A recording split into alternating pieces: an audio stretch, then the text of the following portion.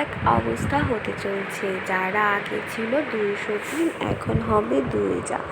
আর তাও শ্যামলী অনিকেতের সামনে বসবে বিএনপিতে। হ্যাঁ ভিউয়ার্স, মানে কি যে এক অবস্থা। চন্দ্রাশিস রায়ের সাথে শ্যামলী তার শুকতারা বাঁচানোর জন্য বিয়ে করতে চলছে। আবার সেই চন্দ্রাশিসের ভাই রয়েছে একটা, তার নাম ইন্দ্রাশিস।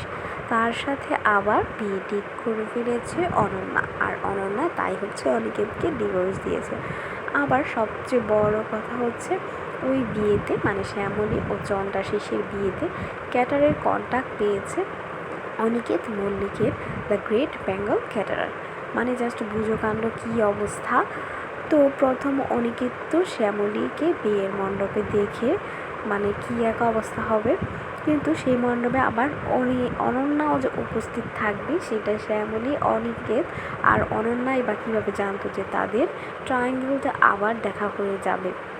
মানে কী অবস্থা হবে, সামনে অনেক ধামাকা রয়েছে। যাই হোক, শ্যামলী আর অনন্যা প্রথমে 203 থাকলেও বর্তমানে তারা আবার 2 যা হতে চলছে।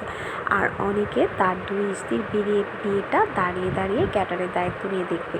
তাকে হাসি মুখে তাকে ওই বিয়ের সমস্ত দায়িত্বটাও পালন করতে হবে। তাহলে ভাবো কি একবার অবস্থা।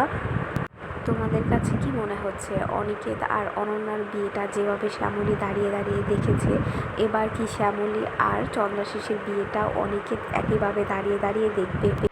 আর দেখলেও তিনজনের একসাথে দেখা হওয়ার পর রিয়েকশনটা কী হবে, তোমাদের কেমন লাগছে? আর তোমরা সামনে ধামাকাদার এপিসোড নিয়ে কীরকম ফিল করছো তা অবশ্যই কমেন্ট করে জানাতে